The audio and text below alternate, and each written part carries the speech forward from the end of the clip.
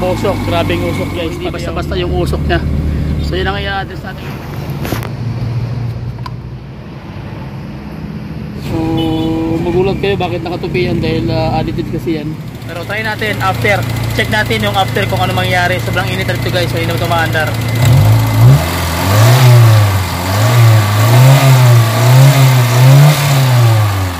Nakita nyo, na-minimize na yung okay, so yan na yung tambutso guys, wala nang usok. Yan, maanda rin makina.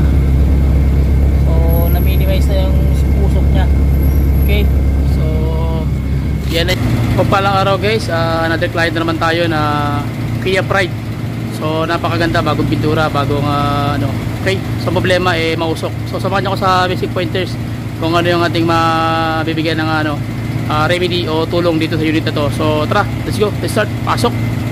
First move, gagawin natin paandar natin yung makina, pakiramdaman natin yung tachometer, yung kanyang RPM, kung gaano yung galit at saka yung engine vibration ng engine. So tara guys, punta na tayo ng loob ng makina, paandarin natin. So check natin guys, yung before, tingnan natin yung before kung ano yung problema. Paandarin natin. Taas agad yung minor, so sobrang taas sa minor. Pag may konti, kaya lagay mga lumang sasakyan, pag mga luma na guys, may nga yung pambelt. So pag in-start mo, yung RPM tumataas agad ng 2,000, and then afterwards mga ilang minuto babagsak din yan ng 1,000 RPM. So ngayon gawin natin, i-on natin yung aircon. So medyo okay naman yung idle lap nya, gumagana naman. Okay, so medyo malamig na rin. So check natin yung RPM, yung kanyang galit ng engine. Yan yung before. So pangit yung guys, yung andar. Hindi siya may power siya, pero problema yan yung hindi solido yung galit, no? Kita nyo, yan pangit yung yung andar ng engine, sobrang lakas na vibrate, ang lakas ng vibrate ang lakas ng vibrate guys. So ibig sabihin na hindi maganda yung loob nito. So check natin yung yung kanyang engine sa labas. Tingnan natin kung gaano kalakas yung white smoke niya guys. So grabe ang white smoke nito. Try natin kung makaya natin gawa ng remedy na hindi tayo nagbubukas ng engine. So totally damaged na yung nito, yung kanyang liner, and then piston ring. So yun ang mga suspect ko nito. Piston ring or liner, may tama to guys. So mas maganda ma-check natin kung ano yung kalalabasan ng gagawin nating remedy sa makina na hindi tayo nagbubukas. Okay, gamit lang natin yung Hado engine treatment. Okay, so silipin natin guys yung engine kung blow by ba. So far wala namang blow by. Okay naman, walang blow by. Dito naman check natin. So hindi, medyo matalsik nga naman, konti meron. So i-RPM natin para makita natin kung gaano kalakas yung nito, white smoke nito. So magugulat kayo, uusok yan dito ng kulay white. So tingnan natin, i-RPM natin, tingnan natin kung ano mangyayari.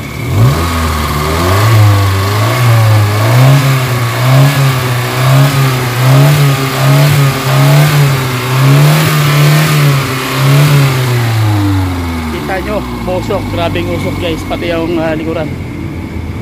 Ayan white smoke talaga. Kita nyo yung white smoke.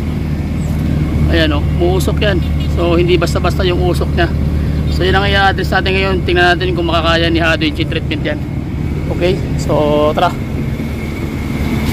ulitin natin para makita nyo talaga na kung gaano kalakas yung usok.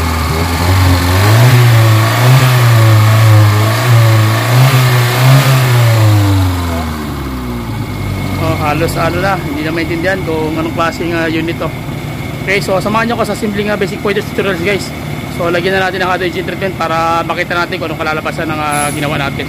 Okay, so tara.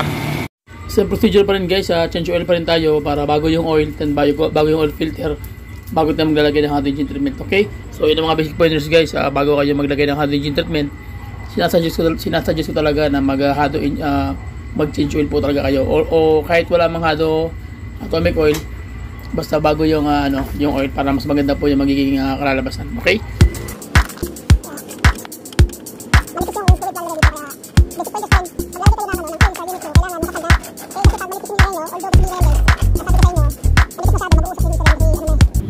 Ayun, manipis, sobrang nipis ang oil niya, tingnan nyo. Ayun, manipis na. So yan ang basic pointers, manipis. So pangit yung oil pag manipis, tandaan niyo yan. Kahit sino mekaniko, tawag niya, pag luma na yung makina mo, huwag ka maglalagay ng manipis. Okay, kahit sino pwede magdebate sa akin, didebatihin natin. Bakit? Pag manipis talagang isa yan sa magbibigay ng kasi maluwag na yung mga bearing mo, metal parts. So wag talaga kayo maglalagay ng manipis kasi hindi na siya gaano ma-play na yung kanyang clearance sa loob ng metal surface, yung kanyang clearance. So yun ang nagiging cause din ng tawag niya ng white smoke. Okay, so parang kulang pa yung oil nito. Sobrang nipis, hindi maganda. Bagong change oil pa rin to, pero sabi ko sa may-ari, lalagyan din ng oil na makapal, yung Delo Gold Ultra, tapos energy treatment para makarecover yung makina niya. Okay, so yun yung mga basic pointers guys. So tandaan niyo yan. Okay, malinaw po, kita niyo, no? Malinaw po. Okay, so magpapalit ako ng oil filter and then balik ako. Okay, so sige. Okay, so maglalagay ko tayo guys ng drain plug. So okay na to, nasa na natin. Tapos lalagyan natin ng drain plug para makita nyo akal kung paano natin tira. So ito talaga medyo groovy yung makina, talagang kita nyo naman, white spot talaga siya. So check natin kung ano may tutulong natin, nagamit natin yung hot engine treatment guys. So walang magic to, technology to pinag-uusapan dito. Walang magic tricks to guys. Okay, so okay na. So maglalagay na tayo guys ng oil, yung Delo Gold Ultra. Ayan So hindi natin pinopromote yan, pero ito yung lagi kong nire-recommend sa inyo pag naglalagay kayo ng hot engine treatment. Maganda rin yan siyang i-partner kasi makapal viscosity niyan. Although pang diesel yan, ulitin ko, pang diesel siya, pero basta once ng unit mo medyo groogy na, mga luma na, mga 1990s na, so dapat ang oil mo hindi manipis, kailangan makapal na. Okay, kasi para yung setting sa ilalim sumikip siya. So yan po yung nire-recommend ko. Tapos maglalagay ka ng hot engine treatment, okay na. Okay, so sige, lagay mo na ako ng oil guys. And then,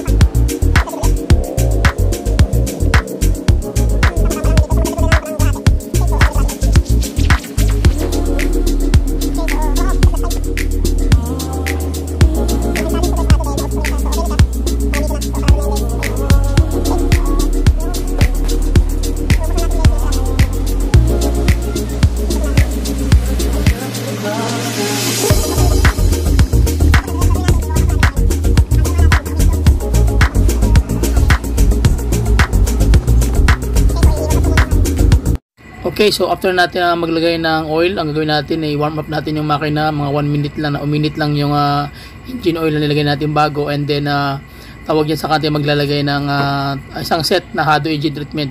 Okay, so isang bote na 500 ml, yan pong dalawa na yung bote na yan na kulay tawag niyan dilaw. So ang mangyayari yan guys, 500 ml yan, ihahalo nyo lang po yan sa engine oil. So pwede kayong mag DIY nito kasi kung ano yung proseso na nakita nyo, same lang din po yung gagawin nyo sa inyong sa mga nag-order sa akin via online. Okay, so 500 ml po yan, iubos nyo lang po yan mismo sa engine oil, ihahalo nyo lang dun lahat. Okay po, so ang gagawin naman yan, siya po yung magkukroom doon, undergo ng grooming. Tapos tawag niya na yung mga scratches guys, so siya na bahala magtrabaho doon, wala ka na ibang gagawin, papandarin mo lang ang technology na mag-workout doon sa loob. So ganun lang po siya kasimple. So after nyong malagay yung guys, yung 500 ml, so okay na yan. So ang gawin natin guys, silipin muna natin yung makina, yung saan tayo naglagay ng naghalo tayo ng engine oil. So medyo mausok siya guys, kadaling warm up lang, pero kita nyo mausok kayo, mausok talaga, di ba? So yung oil na inalala natin dyan, matutunan ng kusa yan, siya na bahala dyan kung anong gagawin niya sa loob. So ganun po yung technology, trabaho niya na yun. So after that, takpan na natin, and then dako tayo sa ano guys, sa fuel tank. So ang ilalagay naman natin dito is yung tatlo na Hado Fuel Extreme Economy. Sorry, naglagay yung isa. Same procedure lang din guys, yung tatlo na yun, ihahalo nyo lang din yung sa fuel tank. So wala na kayong magagawin doon, bubuksan mo lang yung fuel tank cap, and then automatic na yun kahit i-DIY nyo rin ang paglagay nyan. So same process lang pa rin, kayo na yung maglalagay dyan, or pwede nyo rin ipagawa sa mekaniko. Pero para sa akin guys, pwede nyo na i-DIY yan. Ganoon lang kasimple yung pag-treatment. Wala nang ibang proseso pang gagawin. So ang gagawin niya naman ito sa Fuel Extreme Economy, tutunawin niya lahat ng carbon buildup doon sa loob mismo ng piston mo, especially yung top ng piston mo na maraming carbon buildup, and then yung first canal ng piston mo, which is naka-connect doon yung first ring, and then yung second ring. So yung canal doon guys, maraming carbon buildup yun. So ang gagawin ni Hado, lilinisan ni Hado yun. Kaya magugulat ka sa mga video natin previous, na almost 900 ang video natin na about sa Hado engine treatment. Talagang nakaka-recover yung RPM into tawag niyan, from 4,500 RPM bumabalik siya ng standard into 1,500, balik sa standard. So kasi nga nagkakaroon na ng tension yung ring, kasi nga nililinis niya yung piston canal. So once na maglinis ka ng piston canal kasi guys, automatic yan, open the engine na yan. So si Hado na po ang bahala mag-asikaso niyan doon. Wala ka na mga gagawin, technology na po yan. So problema niya na yun. Okay? So check natin guys yung engine. Paandarin natin ng walang cut and video para makita niyo yung so gawin natin, paandarin na natin.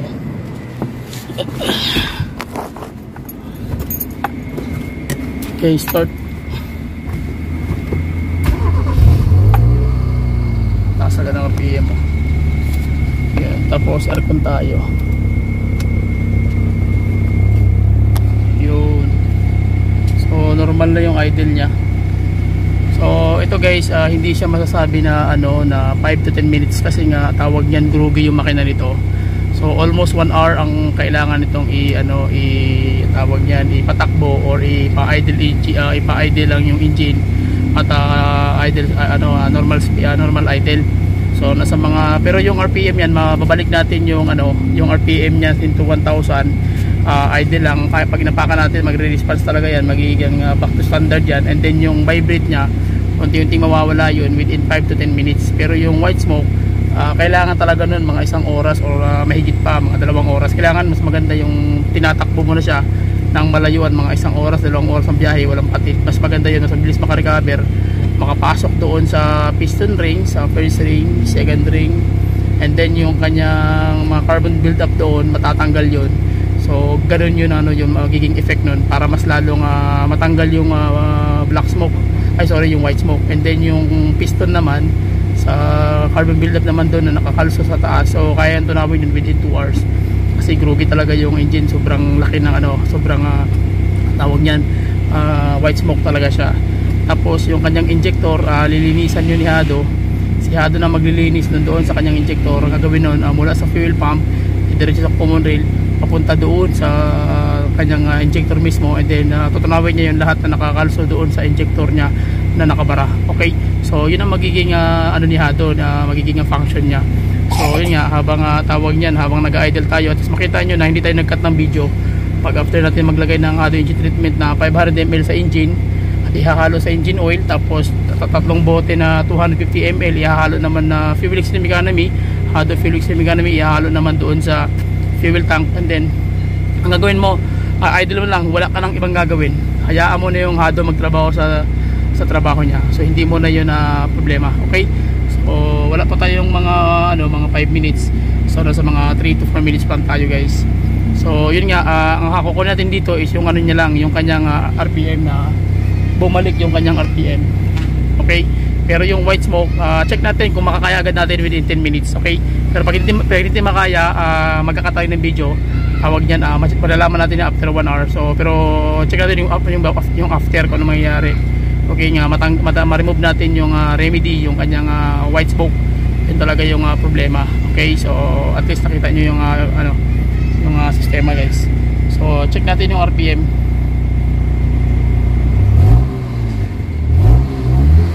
Yun, pansin nyo yung yung andar ng engine.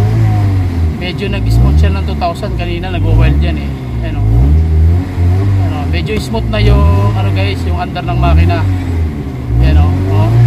Tsaka yung weld ng engine medyo iba na yung weld ng engine guys.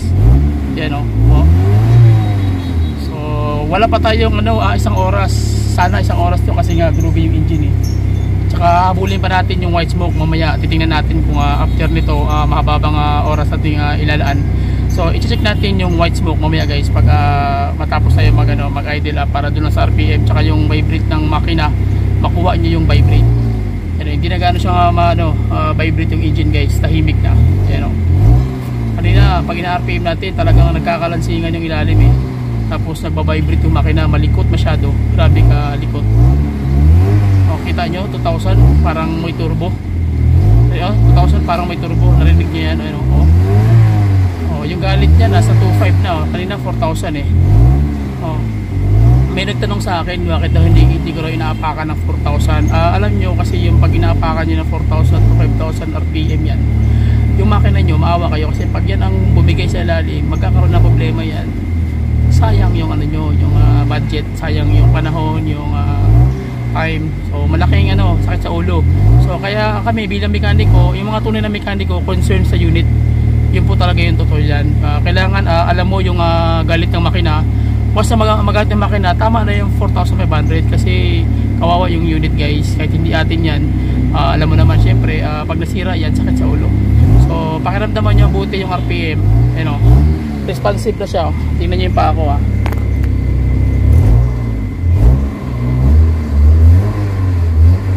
lumilin doon na yung makina, yung buong unit guys. Ganun kaganda yung response nito.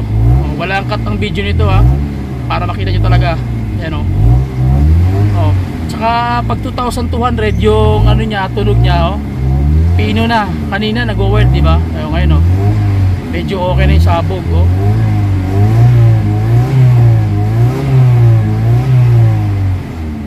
kita nyo yan so check natin mamaya i-RPM natin kung uusok pa ito kasi kanina hindi pa natin na in-RPM ng matagal, umusok na ng white smoke, nakakatakot. Akala mo sinusunog na yung unit.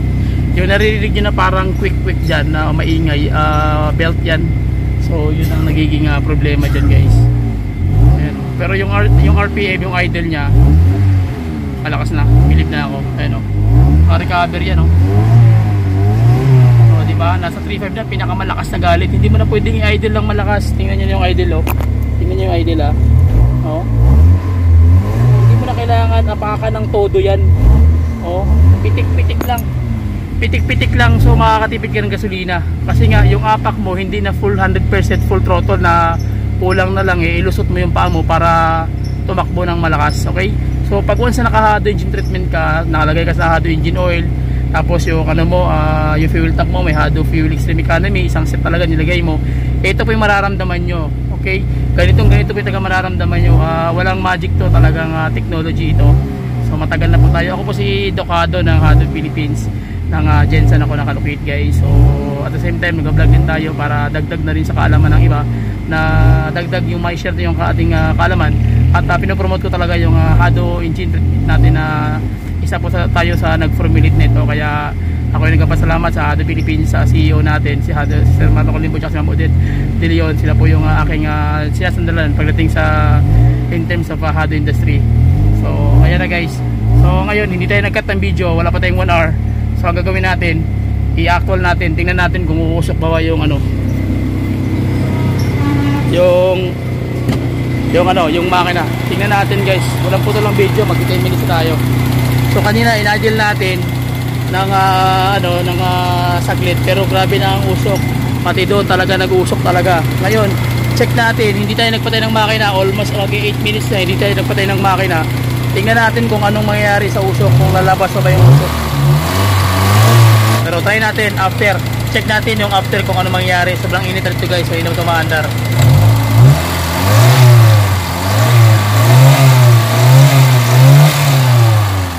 Nakita nyo, na-minimize na yung usok halos nawala na agad. Dito na kanina, grabe ang bulwak na usok, napakalakas. Okay, so yan na yung after. At least nakita nyo kung paano yung effect. So how much more kung 1 hour na siya o 2 hours na tumatakbo. Okay, so yun ang mga basic pointers guys. So tingnan natin yung likod guys, tingnan natin yung under ng makina at yung tambutso kung ano mangyayari ito. Okay, so yan na yung tambutso guys, wala nang usok. Ayan, maanda rin makina. So na-minimize na yung usok niya.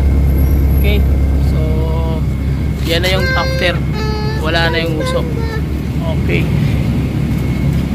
so at least na-address na natin yung concern. Wala na. Ayan, wala na usok. Mga case guys, sobrang lala ng makina. Ang kailangan mong i-treat nito, kailangan mo ng 1 oras to 2 oras na treatment. Na kailangan umaandar siya almost 3 hours pa yan. Naka-idle lang yan, kundi tinatakbo mo, biyahe mo talaga para mabilis niyang makroom yung tinatawag na na punit dun sa liner, o kung hindi doon sa kanyang tinatawag na piston ring, o yung piston mismo, gasgas yung kanyang skirt. So yun ang ang kailangan mong ma-address doon. So matagal-tagal yun usapin guys, kailangan mo siyang itakbo, hindi mo makukuha ng 5 to 10 minutes. So sobrang groggy ng unit. At least nakita nyo yung pagkakaiba ng before and after. Okay, so yun yung kahalagan ng once na nakapaglagay ka ng hydrogen treatment, sa pole talaga yung problema mo. So low power ka, walang hatak, so try mo yung hydrogen treatment. Halagang 5,750 lang po yan. Oo, walang bukasan ng makina yan. Pag yan ang nilagay mo, lahat ng bearing doon, lahat ng metal surface ng bakal mo, katapalan nyo yun, ikukurob niya, ibabalik niya sa original setting. Okay, pero wag na yung mga gas-gas talaga na 6mm, 10mm ang clearance, ibang usapan na yun, sira na yan. Pero mga lang, mild lang, yung mga ganito lang, kaya niya yung tirahin guys. So marami tayong video niya, dahil almost 900 na yung video ko guys na na-upload pagdating sa hydro engine treatment. So pwede nyo i-recall yun since 2020, 2021, 2022, 2023. Yun pa rin yung formulation na pinopromote natin. Pabalik-balik yan guys, yan lang lagi kong pinopromote. Yan yung lagi kong ina-ads para malaking tulong po sa kapwa ko mga may sariling mga sasakyan. Okay, so tingnan nyo yung under ng engine, medyo tama-tama lang yung under nya, kalmada. Okay, tsaka malakas na yung response.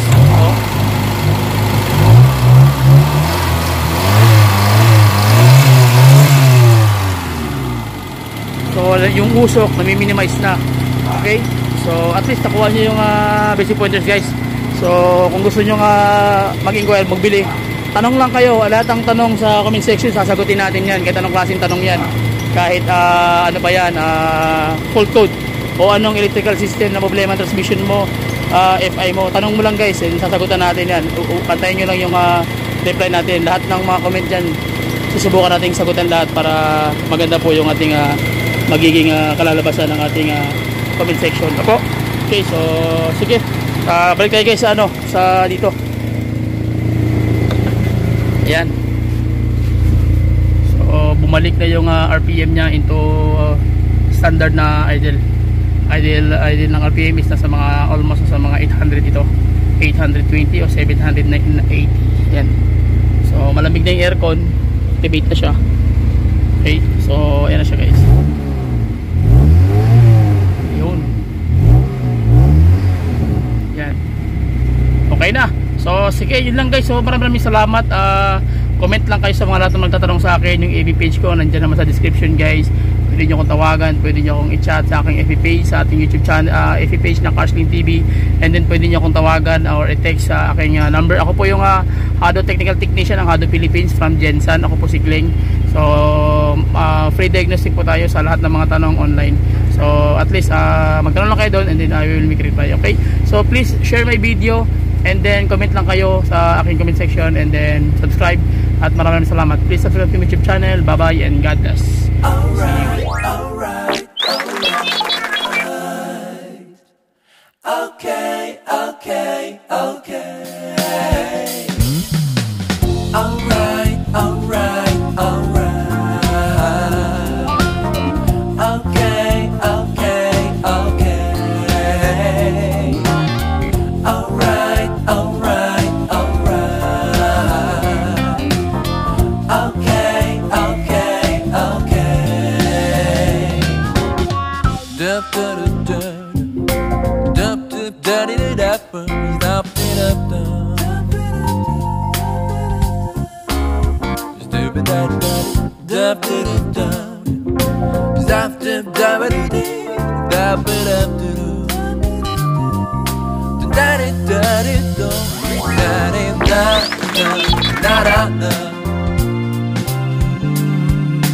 Da